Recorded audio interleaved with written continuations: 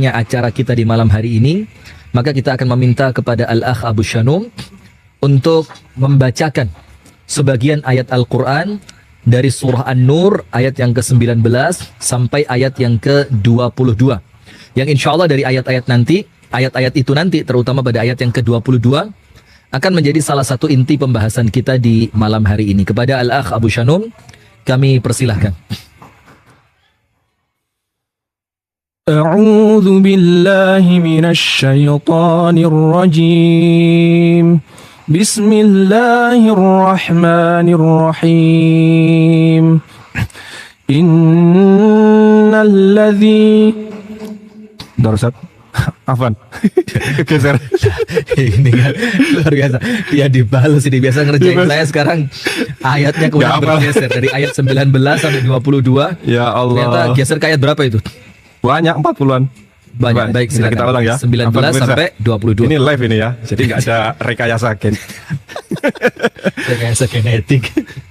A'udzu billahi minasy syaithanir rajim. Bismillahirrahmanirrahim. الذين يحبون أن تشيع الفاحشة في الذين آمنوا لهم عذاب أليم في الدنيا والآخرة والله يعلم وأنتم لا تعلمون ولولا فضل الله عليكم ورحمته وأن الله رؤوف رحيم يا أيها الذين آمنوا لا تتبعوا خطوات الشيطان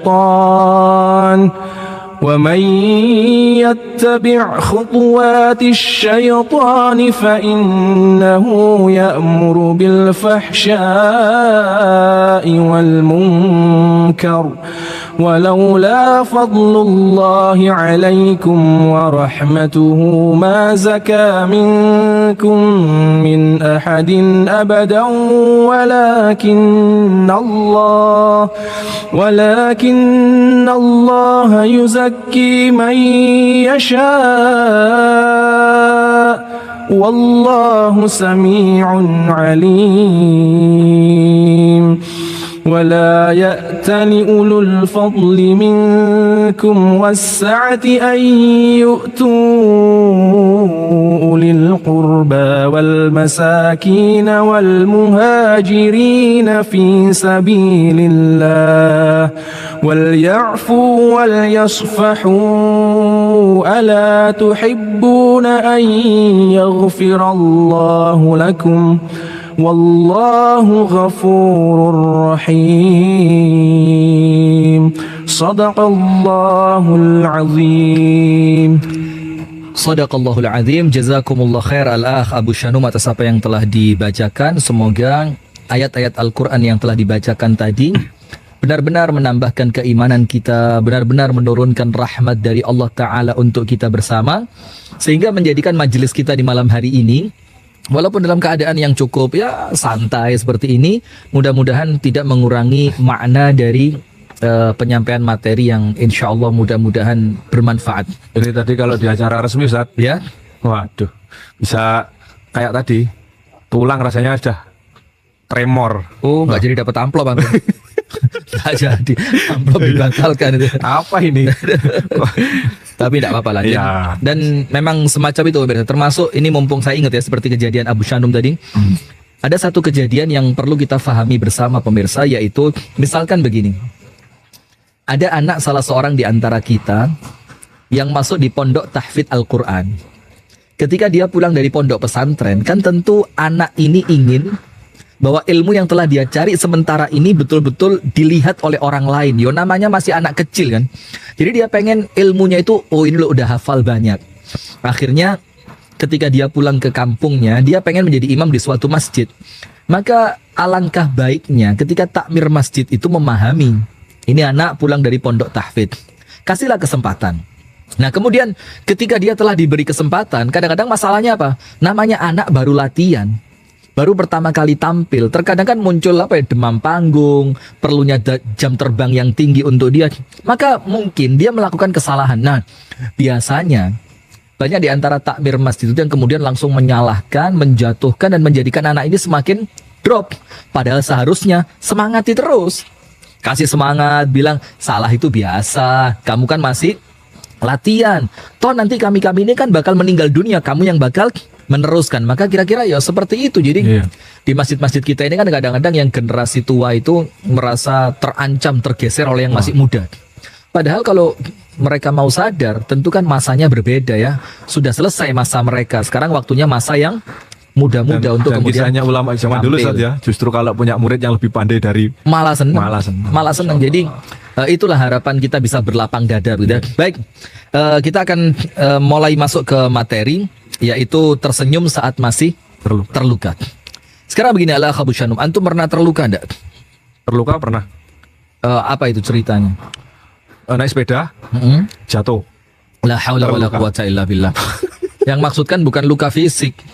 Yang kita maksudkan itu luka disakitin orang lain, dikhianati karyawan, atau antum punya temen yang akrab tapi kemudian antum ditelikung, atau jangan-jangan antum yang telikung dari belakang. Enggak lah Ustaz. Kalau ketawanya kayak ketawa beneran ya. Ketawa pengakuan ya. Ya Pak, pernah. Pernah Ustaz. Bagaimana itu?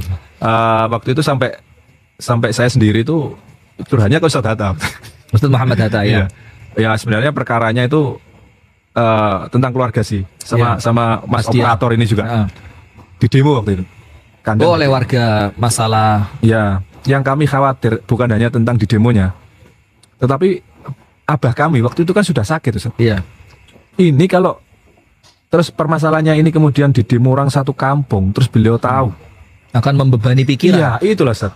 Dan waktu itu memang betul beliau sepandeng Ustaz.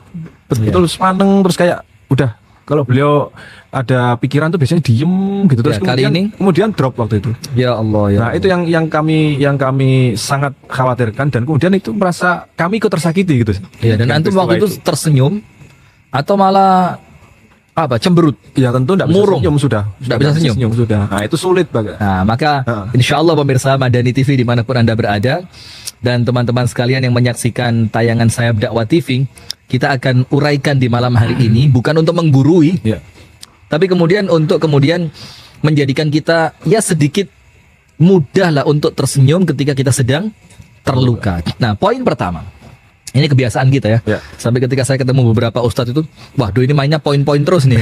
Sukaan main apa katanya? Nah, bukan main ini kan, karena memang kita berusaha memudahkan apa ya, diterimanya materi oleh jamaah. Poin yang pertama begini. Ketika di dunia ini kita harus paham hakikat dunia itu adalah tempat ujian, bener gak? Betul. Siapa yang di dunia nggak diuji? Bahkan kalau kita mau tahu, manusia terbaik seantero jagat raya ini, yaitu Nabi besar Muhammad SAW, itu tidak terlepas dari ujian yang menjadikan beliau terluka. Coba, bagaimana tidak terluka? Anaknya diceraikan oleh suaminya, yaitu Ruqayyah dan Ummu Kulthum. Kemudian putrinya difitnah berzina. Istrinya yaitu Ibunda Aisyah radhiyallahu taala anha at-tahirah as-siddiqah difitnah berzina. Kemudian paman tercintanya di penghujung usianya ketika Rasulullah berusaha untuk mendakwahinya, ternyata dikelilingi oleh teman-teman yang tidak baik, yang menjadikan pamannya lebih memilih temannya dibanding dakwahnya Rasulullah. Itu kan sakit. Sampai kemudian Rasulullah saking sedihnya, itu oleh Allah dihibur, dan hiburannya itu berupa ilmu.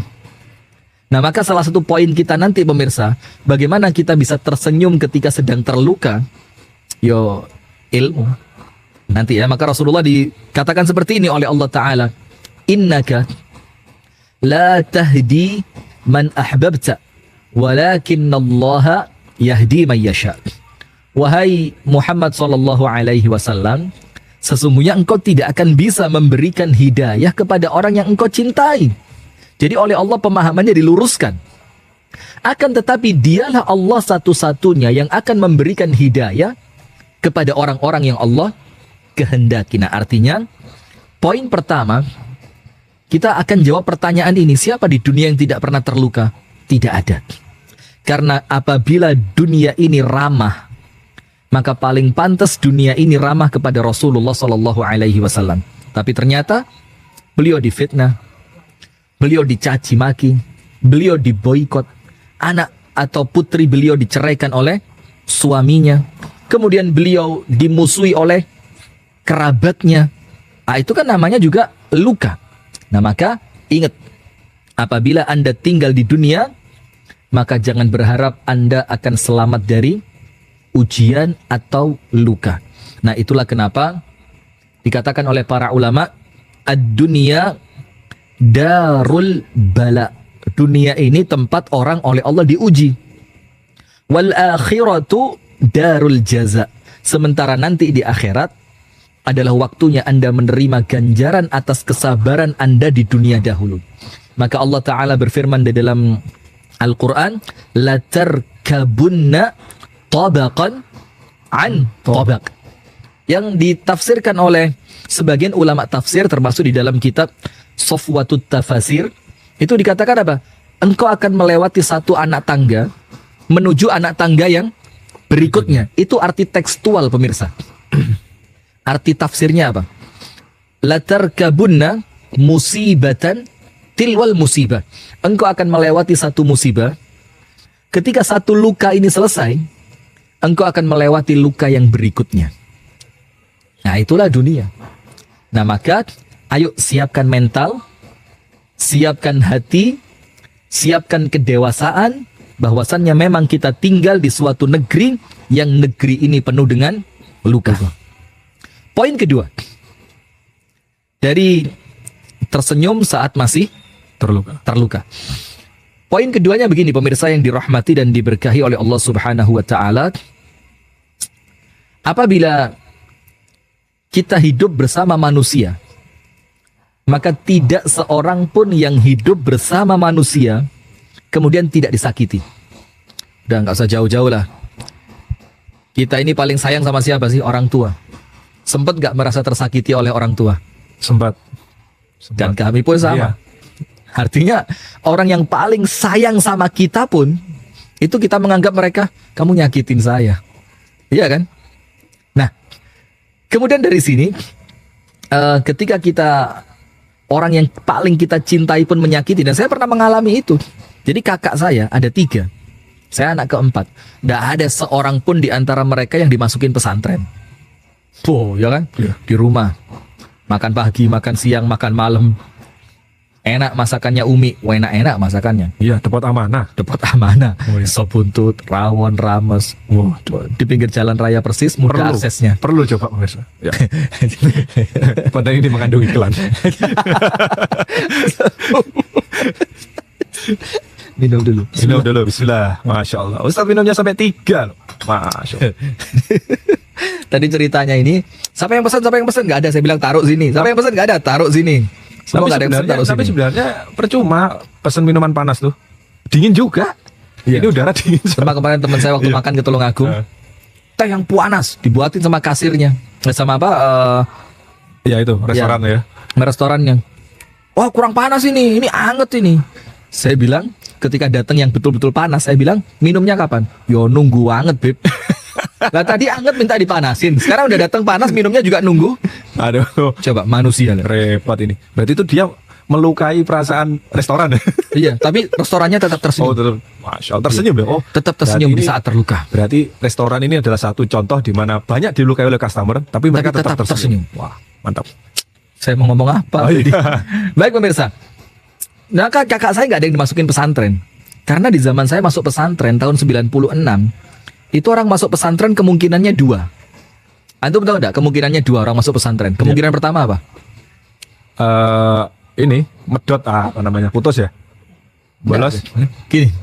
Di zaman saya kan belum seperti sekarang. Sekarang kan Masya Allah ya, pesantren itu kan udah kayak sekolah Oh, di favorit. dalamnya maksudnya. Oh, iya. Kemungkinan orang masuk pesantren itu loh. Karena apa? Karena 2. Nomor 1, nakal. Iya. Yang kedua, bodoh. Dan saya alhamdulillah bukan karena yang kedua. Saya karena yang pertama. Dianggap sama umi saya nakal. Wah ini Rifki kalau nggak dipondokin bahaya ini.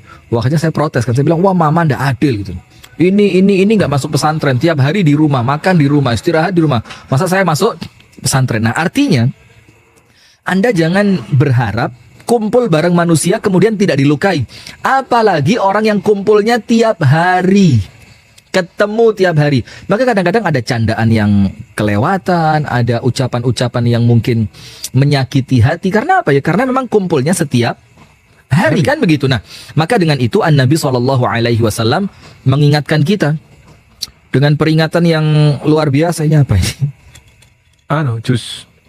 ini? Jus kunyit kayaknya. Enggak ya? Jus kunyit. Bismillah. Anda coba dulu ya, biar enggak ngira-ngira. Bismillah. Gulanya di bawah. Jadi Ustaz, orang sekelas orang tua saja Ustaz ya, yang seperti itu hidup bersama kita, artinya merawat kita, itu saja bisa melukai Ustaz ya. Artinya menurut kita ya. Nah, kita tunggu dulu, sabar. Oh iya, sabar. Oh iya, antum ceritain dulu, boleh. Menurut kita saja mereka kita anggap melukai. Apalagi setelah kita sendiri berumah tangga, ketemu orang baru yang bakalan akan hidup bersama kita. Oh, paham saya, kan, ya. Saya kira cara pandang dari menurut orang lain tidak melukai, menurut kita melukai. Nah, itu nanti, tapi masuk akal juga itu. Nah, sekarang begini pemirsa. An-Nabi SAW bersabda di dalam hadis yang sahih yang kurang lebih seperti ini. Alladzi yukhalitun nasa wa yasbiru ala adahum khairun min alladzi la yukhalitun nasa wa la yasbiru ala adahum. Seorang manusia yang suka kumpul dengan orang lain. Jadi gaul dia. Orangnya itu humble gitu. Humble itu yang dari hidung itu kalau pas flu itu. Oh, bukan. Bukan. Humble itu yang ini. Nah, ini humble. Itu humble. Oh, humble. Antum tahu enggak humble itu apa? Yang kalau ada panci panas kita ngangkatnya pakai humble itu. Jampel. Oh, jampel itu ya. Jokowi ram. Baik, begini. Jadi Rasulullah mengingatkan kita, orang-orang yang kumpul bareng manusia, dia kesukaannya gaul, dia orangnya itu akrab dengan orang lain, gampang berteman, gampang menyapa, gampang gampang asik dengan orang lain. Kemudian dia sabar ketika diganggu. Apa Rasulullah katakan? Khairun. Maka orang itu jauh lebih baik dibandingkan siapa? Dibandingkan alladzi la yukhalitun nasa wa la yasbiru ala adahum. Dibandingkan orang yang tidak senang kumpul, orang yang tidak suka gaul, orang yang terus tinggal di rumah tidak pernah kumpul orang, dalam keadaan ketika diganggu dia tidak sabar. Maka di dalam hadis ini pemirsa, kita tahu bahwasannya Rasulullah menegaskan kalau kamu kumpul bareng manusia pasti disakiti. Tapi Rasulullah bilang kunci untuk menyelesaikannya cuma satu. Kuncinya apa? Sabar. Karena jangan menuntut orang lain untuk senantiasa memahami kita. Tapi bagaimana kemudian kita yang menyesuaikan orang lain agar setiap tindak tanduk kita, pola gerak kita tidak menyakiti orang lain. Maka Rasulullah bilang, orang yang senang kumpul dan sabar ketika diganggu, itu lebih baik dibanding orang yang tidak suka kumpul. Dan Rasul katakan biasanya orang kalau tidak senang kumpul-kumpul itu apa? Tersinggungan. Baper. Orangnya kalau bahasa sekarang gampang baper. Orang cerita apa? Ngomongin nyindir saya nih, nyindir saya. Orang kasih contoh apa? Loh, kok kayak rumah tangga saya dijadiin contoh sama Ustadz? Ada loh, saya di Japri loh. Oh iya. Bikin materi kajian, the show seperti ini Senin malam Selasa gini, bikin materi kajian. Ustadz, rumah tangga saya dijadikan tema pengajian. Kita bilang GR banget. Cerita juga nggak pernah ya? Hah? Cerita juga nggak pernah. Tapi kemudian, maka itu poin yang kedua. Jadi kalau Anda ingin tidak disakiti, maka ada salah seorang ulama yang ditanya oleh muridnya, ya Syekh, ya Imam, uridu baitan bijiwarin nasi la yaghtabun wala yahsudun. Oh, saya kepingin satu rumah. Tolong beritahukan kepada saya, Syekh, di mana saya dapat rumah itu. Saya kepingin satu rumah yang di rumah itu saya bertetangga dengan tetangga yang tidak pernah ghibah, tidak pernah hasad, tidak pernah menyakiti. Ada nggak kira-kira? Antum tahu di mana tempatnya? Hutan. Lah, Loh, gimana? coba kita pengen beli rumah. Yang rumah itu bertetangga dengan orang yang baik, takwa, ndak pernah ghibah, ndak pernah hasad, ndak pernah nyakitin. Sama syekhnya bilang, "Ta'al, akhudhuka ilai." Aku akan antar kamu ke tempat itu. Diantar kemana? Kuburan. Ya. Beneran, diantar ke kuburan. Dibilang, "Huna makanu, di sini tempatnya. Kalau kamu mau cari lingkungan, kalau kamu mau cari masyarakat, kalau kamu mau cari teman atau tetangga yang tidak hasad, tidak ghibah, tidak menyakiti, maka di kuburan ini tempatnya," gitu. Nah, maka dengan itu pemirsa yang dirahmati oleh Allah, poin kedua, siapkan mental. Bahwa kalau kumpul manusia pasti ada gangguan. Nah, kemudian poin yang ketiga dari penjabaran materinya ya, baru nanti kemudian seperti biasa bagaimana solusinya supaya senyum itu tetap Ada. merekah begitu. Dalam keadaan kita sedang puncak-puncaknya tersakiti, apalagi yang nyakitin orang terdekat seperti yang kita tulis di caption begitu ya. Iya. Orang terdekat yang kita harapkan justru dia yang menolong kita. Dia yang memahami kita, ternyata justru dia yang menyakiti. Nah, Dan terdekat itu kalau kita masukkan dalam rumah tangga, Iya. bukan hanya terdekat Ustaz, tapi satu-satunya orang yang menjadi harapan iya. kebahagiaan kita, artinya pasangan kita, itu yang Betul. menyakiti. Nah, itu kan berat Nah, gitu. itu Karena setelah itu kita mau kemana lagi? Kan ini harapannya cuma Betul. ini gitu. Nah, ya, kita kalau ada masalah curhat kita yang paling aman kan kepada pasangan. iya. Bahkan ada anekdot begini, pemirsa sekalian. Ibu-ibu tahu nggak, kalau mau curhat yang aman betul, nggak mungkin diceritain ke orang lain. Aman, nggak mungkin diceritain udah. Curhatnya kepada siapa? Suami. Kenapa curhat kepada suami itu aman, nggak mungkin diceritain orang lain? Karena ketika Anda curhat, suami nggak dengerin. Jadi aman. Jadi suami cuma gini, oh gitu ya? Oh masa? Serius? Kok bisa ya? Nah, padahal nggak dengerin. Jadi besok ketika istrinya pergi, dia nggak akan cerita ke orang lain, oh dia aja nggak dengerin kok. Nah, udah. Poin yang ketiga pemirsa yang dirahmati oleh Allah Subhanahu wa taala, mengenai disakiti ini adalah masalah persepsi saja. Antum paham nggak? Disakiti itu hanya masalah apa? Persepsi. Seperti yang antum bilang tadi, yang anak kira antum mau ngomong begini kan? Seperti orang tua. Orang tua marah sama kita, terus kita merasa, wah orang tua jahat nih, nggak penyayang. Orang tuanya teman saya enak tuh, anaknya dimanja, dibeliin ini, dibeliin itu, nggak disuruh ini, nggak disuruh itu. Nah, ini masalah persepsi dari seorang anak saja. Yang ketika orang tua menginginkan kebaikan, dengan cara yang orang tua yakini itu untuk kebaikan anaknya, iya kan? Iya. Dan itu pun haknya orang tua kan untuk meluruskan.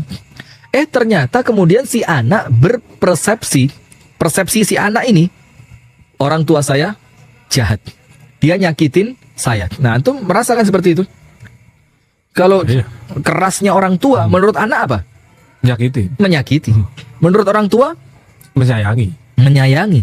Karena kan tidak mungkin orang tua akan membiarkan anaknya lepas begitu saja tanpa arahan, tanpa diluruskan, tanpa diberikan bimbingan, kan begitu. Termasuk orang lain kepada kita.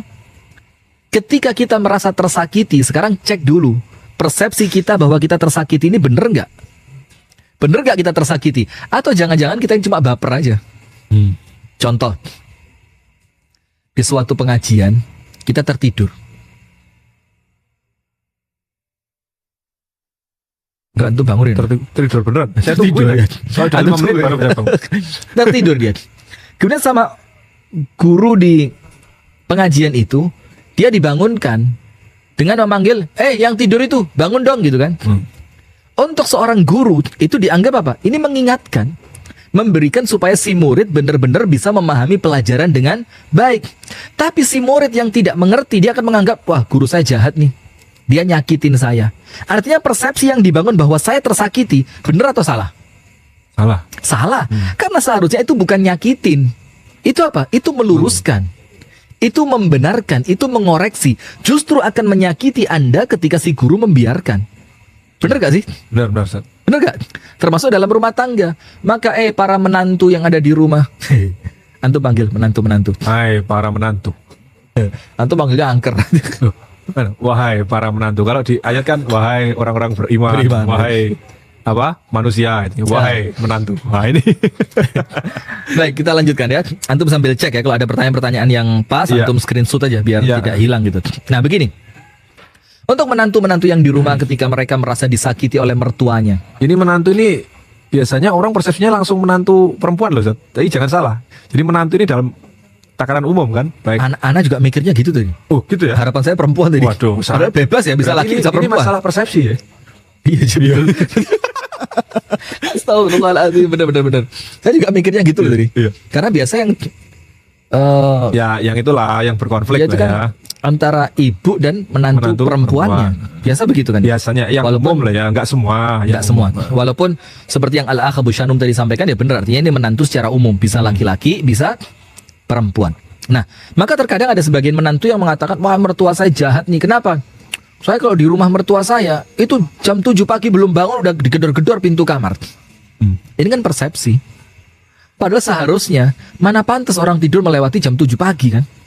Sehingga mertua ini justru merasa bertanggung jawab bagaimana meluruskan menantunya, meluruskan anaknya yang sudah menikah dengan menantunya itu agar rumah tangganya menjadi rumah tangga yang baik. Maka ketika Anda merasa tersakiti, poin yang ketiga pemirsa yang dirahmati oleh Allah, tunggu dulu. Berhenti sejenak. Salah satu di antara ciri orang yang dewasa disebutkan oleh Nabi besar Muhammad SAW, al-adlu indal ghadhabi warridha. Tetap adil itu fair. Ketika kamu marah ataupun ketika kamu sedang senang. Coba ketika kita merasa tersakiti, yang adil dong. Orang itu menurut saya menyakiti saya, tapi bener nggak sih dia nyakitin saya? Jangan-jangan memang saya salah dan saya yang perlu diluruskan. Maka harus adil. Kalau memang ternyata antum yang bersalah, kemudian diingatkan orang lain, maka antum bukan sedang tersakiti, tapi antum sedang diingatkan. Justru ketika tidak diingatkan, itulah malah menyakiti. Paham ya? Ya. Jadi persepsinya dibangun yang benar dulu. Poin keempat, dan ini sedikit sensitif. Sampaikan nggak ya? Sampaikan, Ustaz. Saya takut nyampein ini. Nggak usah takut. Takutnya sama Allah saja. Hah? Takutnya sama Allah saja. Takutnya sama Allah saja. Iya, jangan sama netizen. Bukan sama netizen. Iya, kenapa? Sama yang lain. Oh, sama yang lain. Begini, ini untuk wanita, perempuan, yang merasa tersakiti ketika suaminya menikah lagi.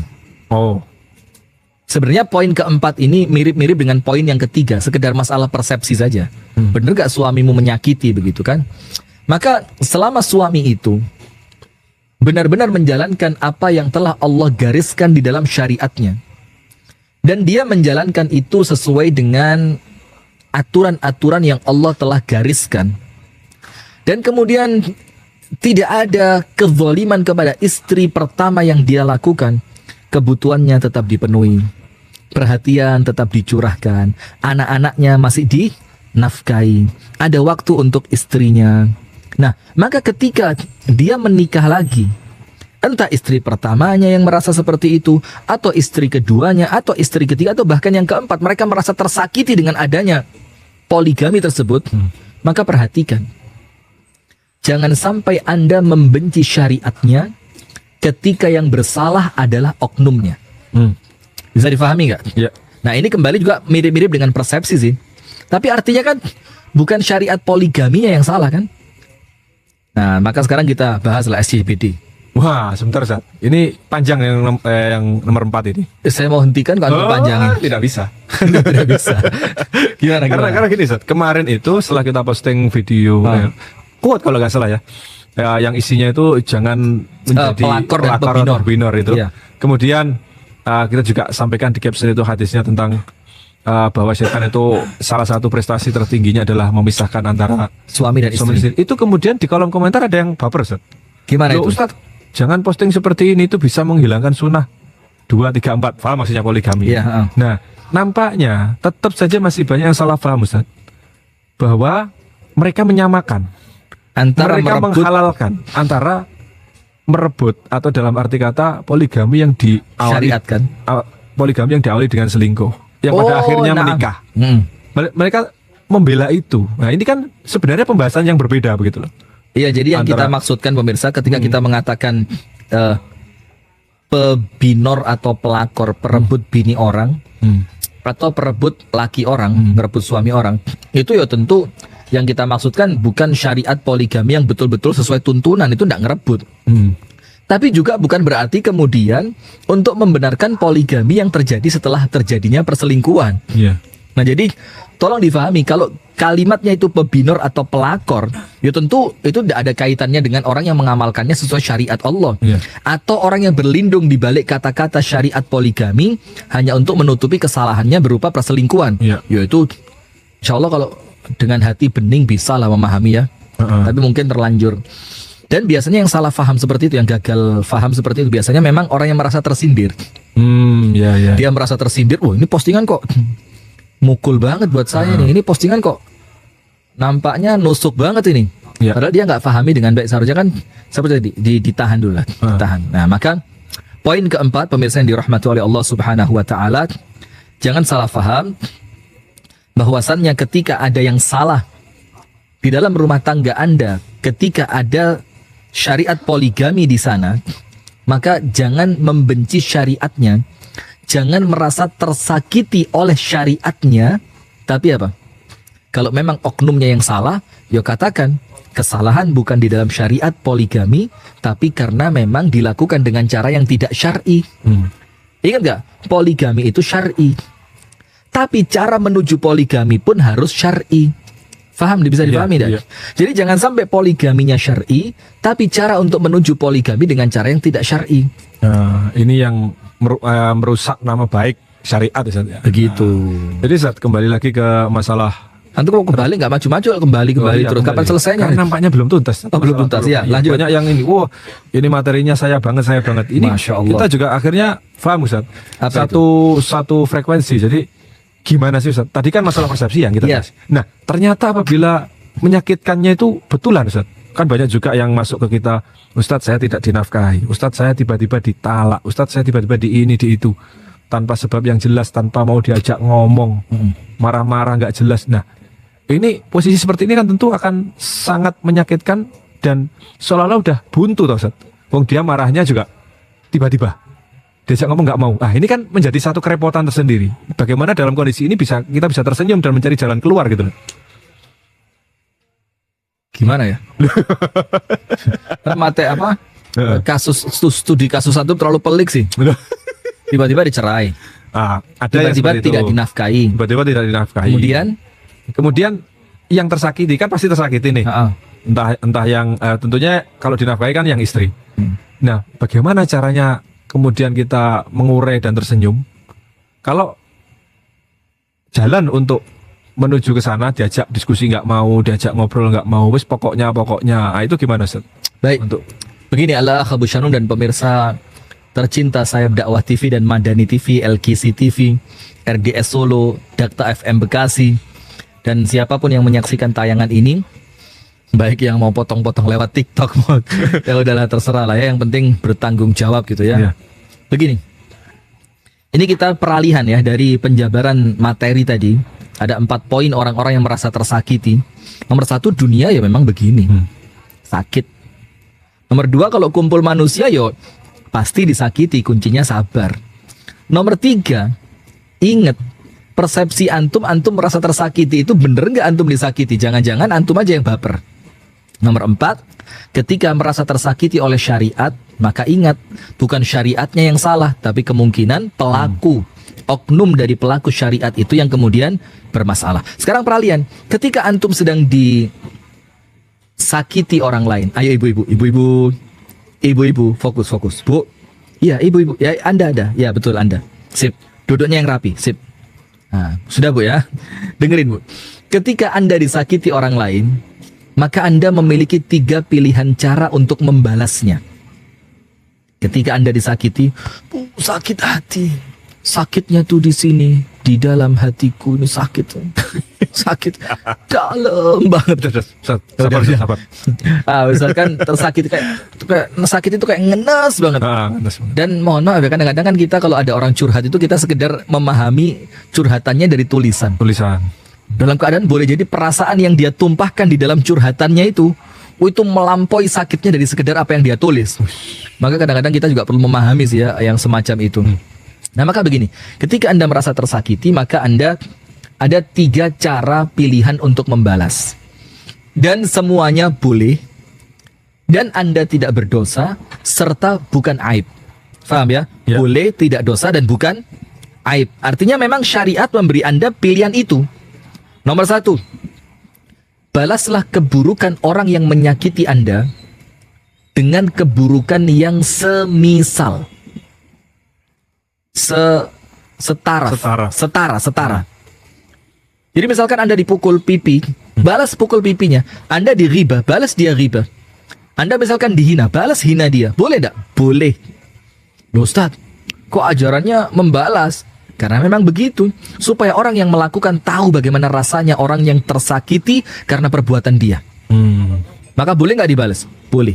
Apa dalilnya? Allah Ta'ala berfirman, وَجَزَاءُ سَيِّئَةٍ سَيِّئَةٌ مِثْلُهَا. Allah firmankan di dalam Al-Quran, dan balasan suatu keburukan adalah keburukan yang serupa.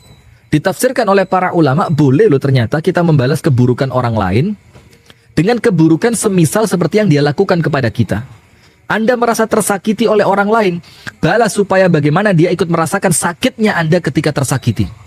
Itu pilihan yang pertama. Tapi apa yang Anda dapat? Anda tidak mendapatkan apapun kecuali apa?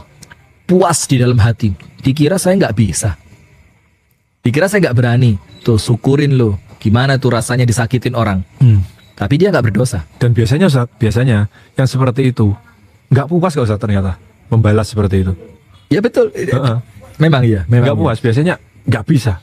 Kurang ini aku. Kurang ya. Lah, Karena merasa kurang. dorongannya bukan dari kebaikan, tapi dorongannya dari keburukan, dan keburukan itu tidak pernah memunculkan kepuasan. Dan ini quote keren nih, orang yang melakukan keburukan tidak ada endingnya. Sementara kebaikan endingnya surga. Masya Allah. Endingnya kepuasan, endingnya ketenangan, endingnya kebahagiaan, kan begitu. Itu yang pertama. Silakan dibalas, tapi Anda nggak dapat apapun kecuali sekedar mungkin ya perasaan bisa membalas. Bisa membalas gitu aja ya. Bisa balas. Cara yang kedua, ketika Anda disakiti orang lain, Anda punya pilihan apa? Biarkan dia di dunia jangan dibalas, tapi tagih dia kelak di akhirat. Di hadapan Allah Subhanahu wa Ta'ala.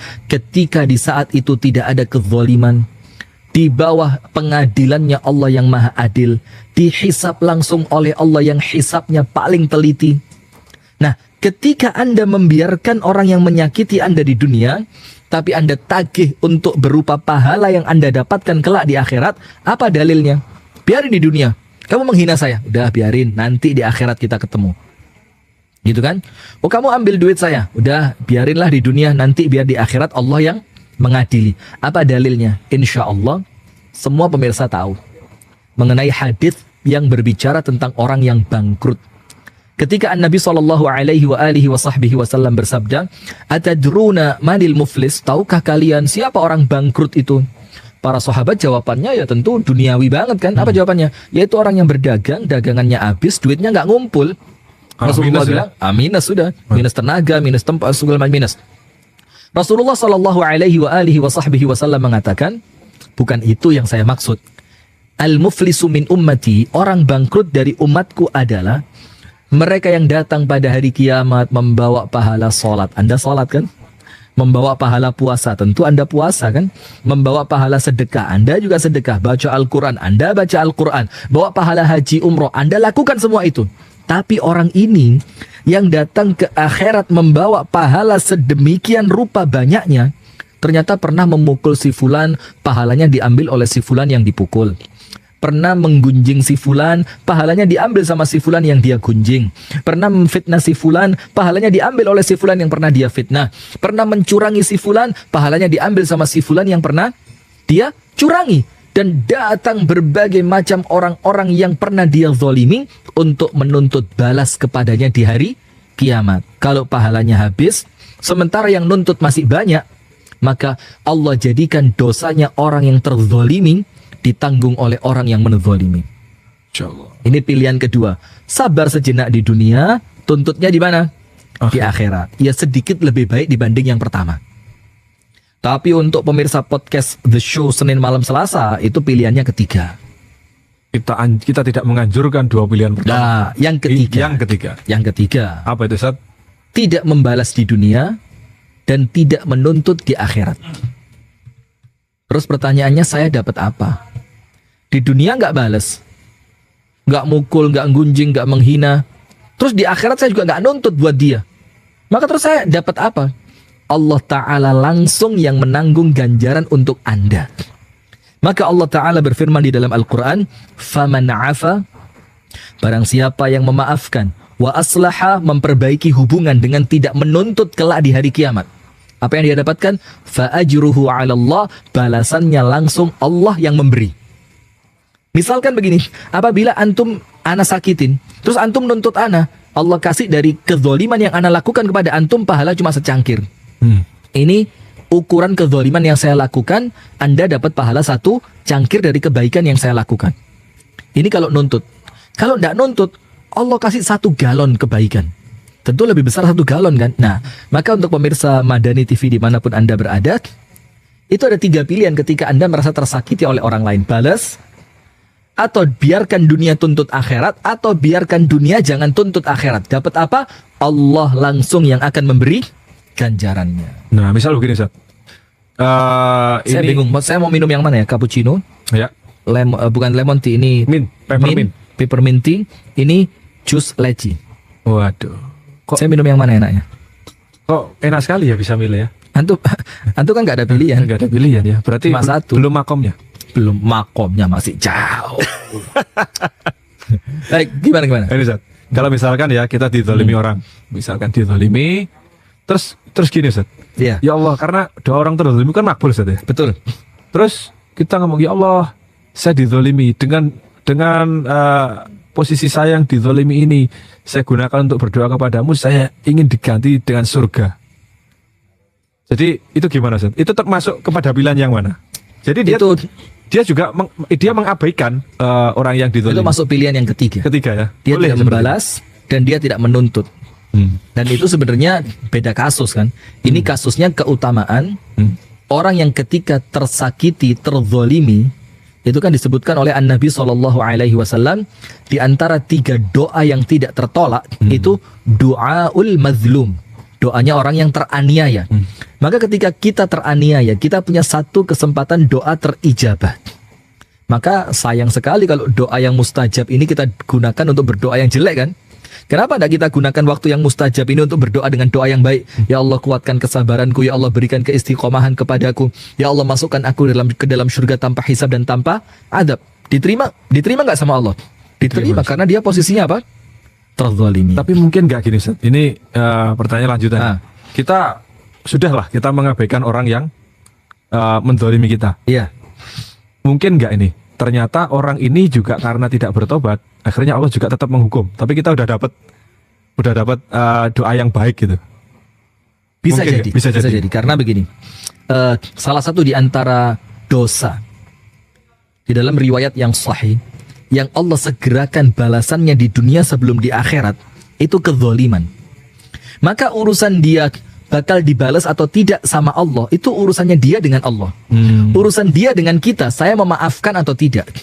Kalau saya memaafkan, maka urusan dia dengan saya selesai.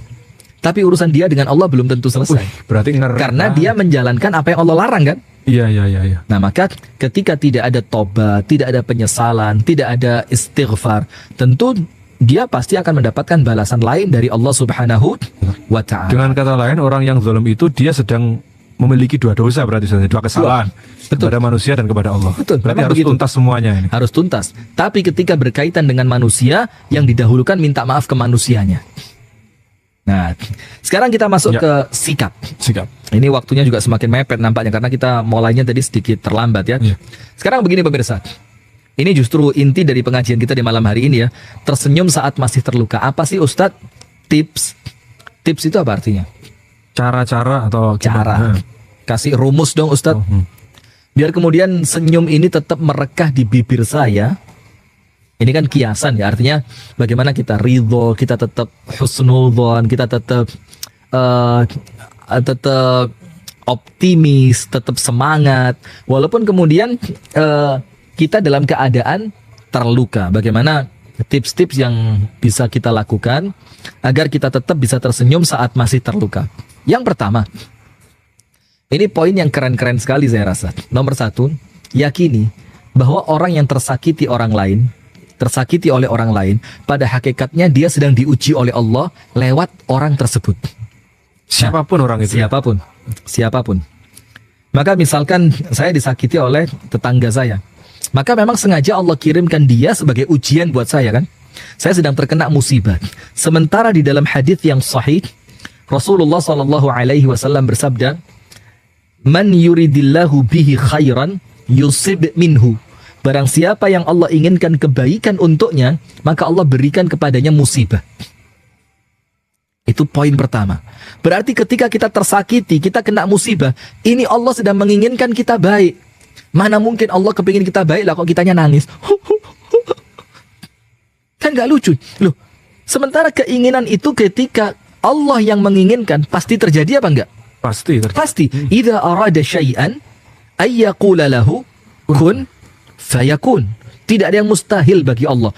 Ketika Anda terkena musibah, apapun, Anda disakiti orang, sakit hati banget karena omongan orang, karena hinaan dari orang lain, karena fitnahan dari orang, maka ingat saat itu Anda sedang diinginkan kebaikan oleh Allah datang pada Anda.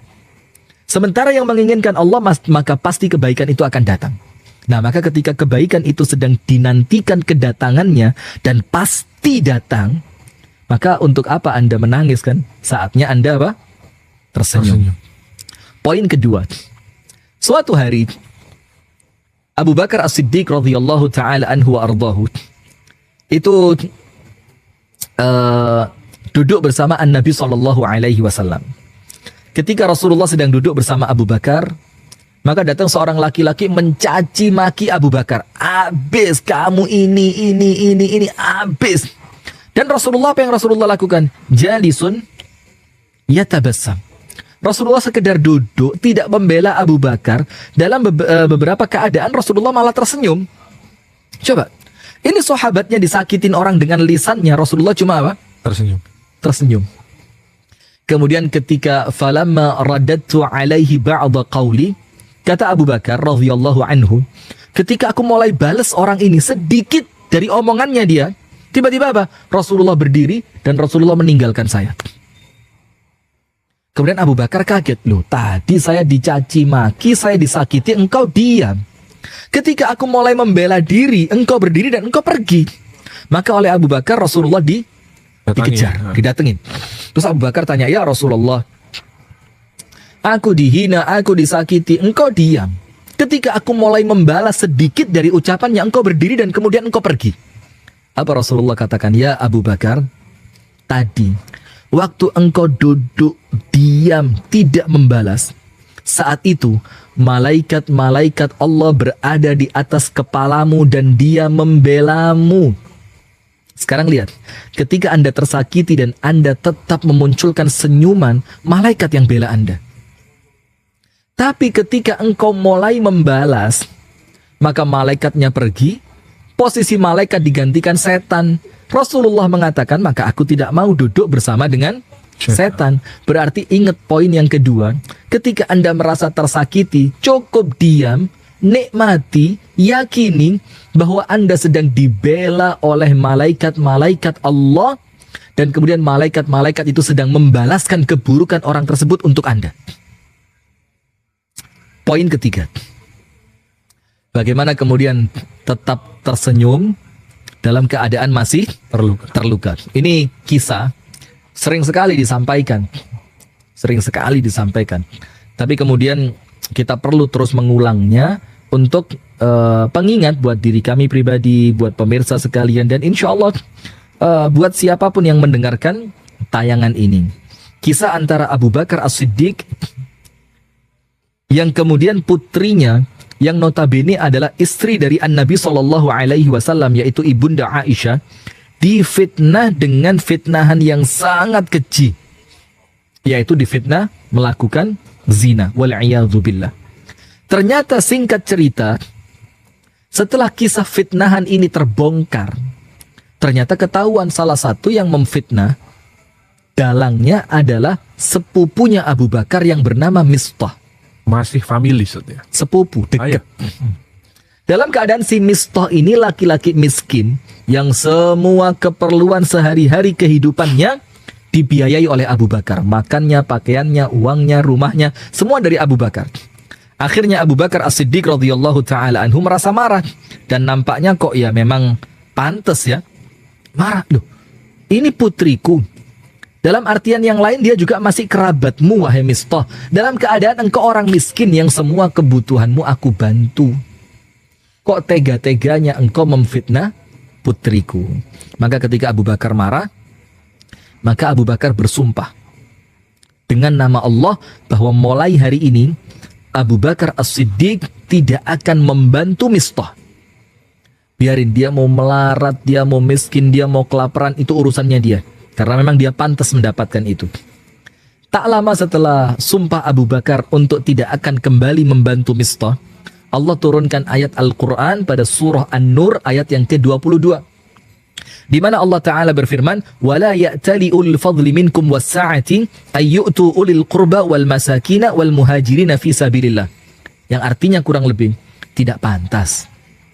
Tidak selayaknya orang yang memiliki keluasan rezeki, orang yang memiliki keutamaan seperti Abu Bakar, itu bersumpah untuk tidak mau membantu kerabatnya, untuk tidak mau membantu orang-orang miskin, untuk tidak mau membantu para muhajirin. Maka Allah firmankan, wal ya'fu wal yasfahu. Hendaknya engkau maafkan dan hendaknya engkau berlapang dada. Ala tuhibbuna ay yaghfirallahu lakum?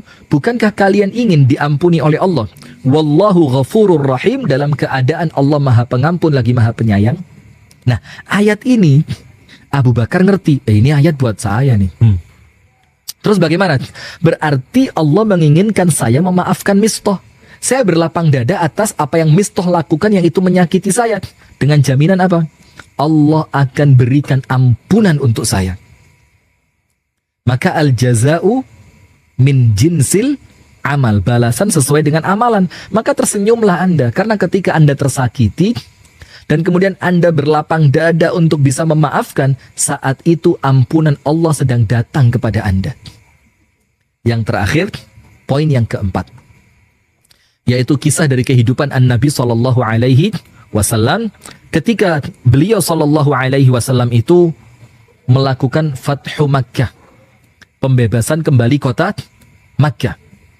Dalam keadaan ketika Rasulullah di Makkah Al-Mukarramah, 13 tahun perjuangan awal Rasulullah disakiti, difitnah, dicaci maki, diboikot, dihina.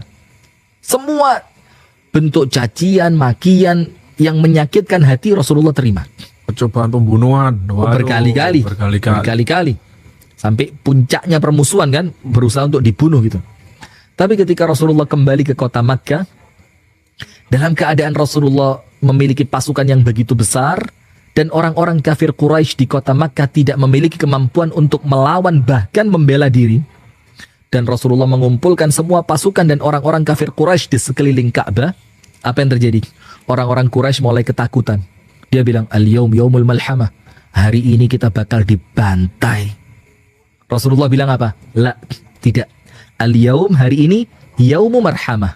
Hari kasih sayang.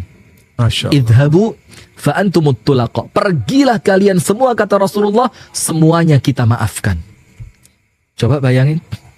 Artinya ketika kita masih berikhtiar untuk tetap senyum gitu dikala kita disakiti orang lain, maka pada hakikatnya kita sedang menjalani apa yang diajarkan oleh Nabi besar Muhammad sallallahu alaihi wasallam. Itu adalah Abu Syanu mungkin sedikit penjabaran materi yang kita sampaikan. Silakan kalau ada pertanyaan-pertanyaan yang mungkin masuk lewat kolom komentar. Fal yatafadhal mashkuran ma'jura. Dan tadi Ustaz, ketika orang itu disakiti, kan Ustaz tadi mengatakan ampunan Allah turun ya kalau kita bersabar, kita. Iya. Nah, sedangkan kita sering dengar bahwa selalu bergandengan nih antara sifat Allah Ghafur dengan Rahim.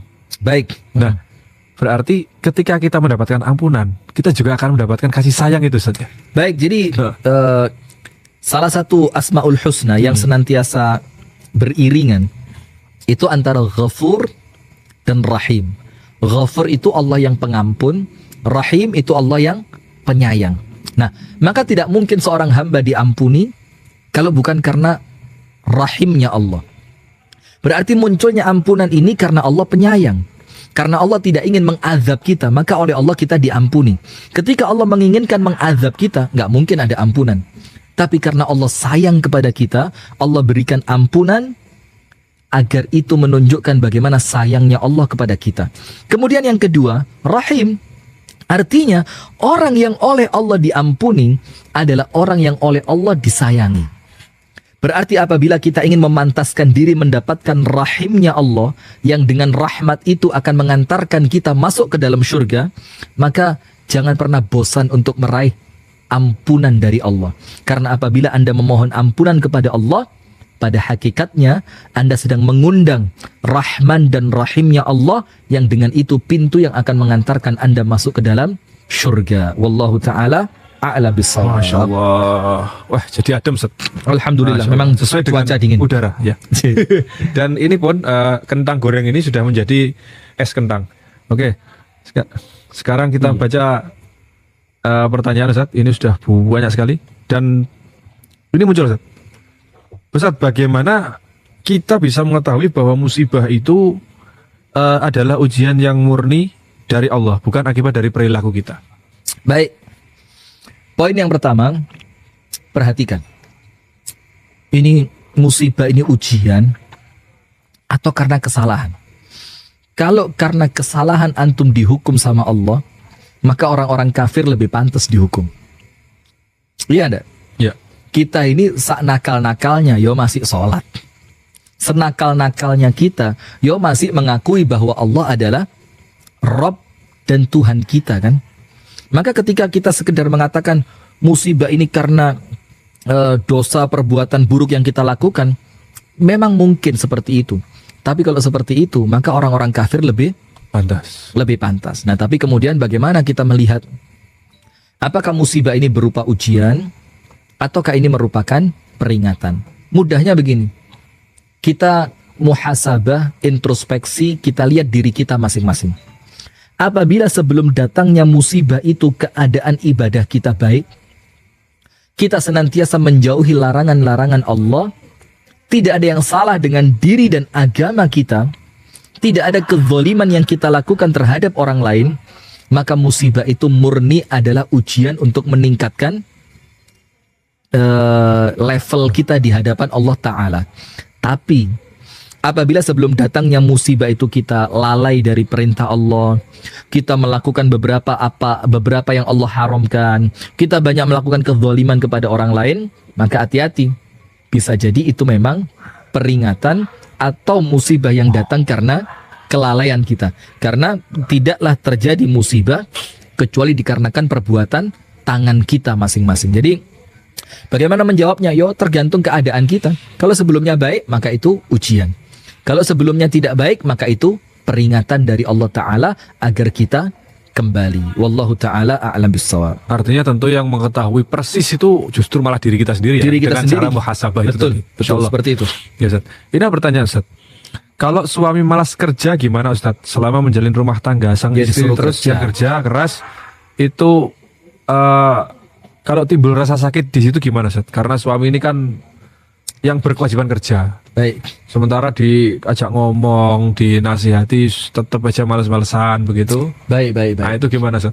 Baik. Jadi begini. Seperti yang kita posting di Instagram sebelumnya ya, bahwa kesabaran terpanjang itu adalah kesabaran di dalam rumah tangga. Ya.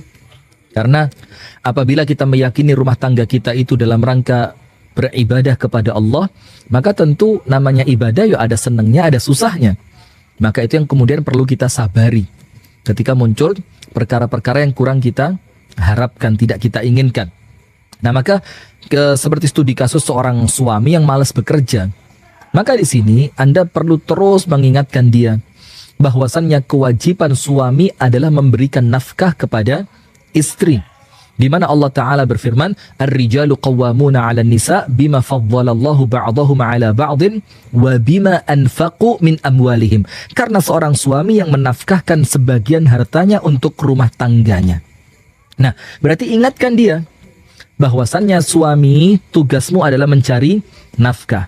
Ketika suami tidak mencari nafkah karena ada alasan syar'i, sakit, atau karena masalah-masalah yang lain, pailit, dan istri bisa membantunya dengan cara yang tidak dilarang oleh syariat, maka silahkan membantu dengan penuh kesabaran dan keikhlasan. Ketika Anda merasa sakit hati karena suami tidak bekerja, maka ya sudah, Anda bisa ngapain? Nomor 1, sabar. Nomor 2, mengeluh kepada Allah Ta'ala, dalam tanda kutip Anda berdoa, Anda curhat sama Allah. Kemudian yang ketiga, komunikasi dengan suami. Jangan-jangan dia tidak bekerja karena ada masalah yang perlu diselesaikan bersama. Nomor 4, carikan solusi. Boleh jadi Anda punya kenalan yang bisa menerima lowongan kerja, Anda punya orang tua yang mungkin bisa memberikan modal kerja, kan begitu. Jadi untuk mengurangi kemungkinan sakit hati, ayo bismillah, kita ikhtiarkan masing-masing apa yang mampu kita lakukan. Nah, ini susahnya kalau suami itu pengennya, Sat, yang malas-malasan tadi ya, pengennya itu dia tetap bisa rebahan tapi dibayar. Nah ini nggak ada solusinya, Sat ya? Ya apa ya? Ini repot. Nah, sekarang kembali SCBD nih. SCBD, kita masuk ke SCBD sejenak. SCBD. Nanti bisa Dan, dipotong ya. Saya mohon untuk dipotong ya. Jadi begini, kita mengingatkan ini dalam rangka saling bertakwa kepada Allah, wa tawassaw bil haq wa tawassaw bis sabr. Karena kita lihat SCBD ini sekarang bukan cuma di Jakarta. Apa itu SCBD? Ya, Citayam Fashion Week. Pokoknya yang fashion yang di jalanan itu ya. Karena masalahnya sekarang bukan cuma di Jakarta tren itu. Beberapa hari yang lalu saya lihat postingan teman-teman di kota Kediri. Sudah ada. Beberapa hari yang lalu teman-teman di Malang juga cerita. Ada juga Ustadz di Malang di daerah Kayu Tangan. Maka artinya bukan lagi di daerah yang jauh, tapi daerah yang sudah dekat di sekitar kita. Maka yang pertama, Rasulullah SAW mengatakan, sinfani min ahli nari lam arahuma. Ada 2 calon penghuni neraka yang aku belum melihat mereka sekarang. Sekarang oleh Rasulullah belum dilihat di zaman Rasul, tapi nanti di zaman kalian akan kalian lihat. Siapa salah satunya? Rasul katakan, nisaun kasiyatun ariyatun ma'ilatun mumilatun ru'usuhunna ka'asnimatil bukhtil ma'ilah. Seorang wanita yang berjalan berlenggak-lenggok dengan rambut semacam punuk unta yang mereka lan yadkhulnal jannata wa lan yajidna rihaha. Mereka tidak akan masuk surga dan tidak akan mencium aromanya. Sementara tempat jalan raya itu semua orang lewat di sana, sehingga memungkinkan semua di antara kita melihatnya. Ini kemaksiatan besar, dan yang semacam itu Rasul katakan perempuan yang berlenggak-lenggok semacam itu tidak akan masuk ke dalam surga, bahkan tidak akan mencium aromanya. Yang kedua, kita lihat ternyata menjadi ajang LGBT. Laki-laki bertulang presto. Jadi tulangnya habis keluar dari panci presto. Gembuk. Nah, mohon maaf ya, mungkin itu istilah bercandaan lah. Tapi intinya dari orang-orang yang LGBT.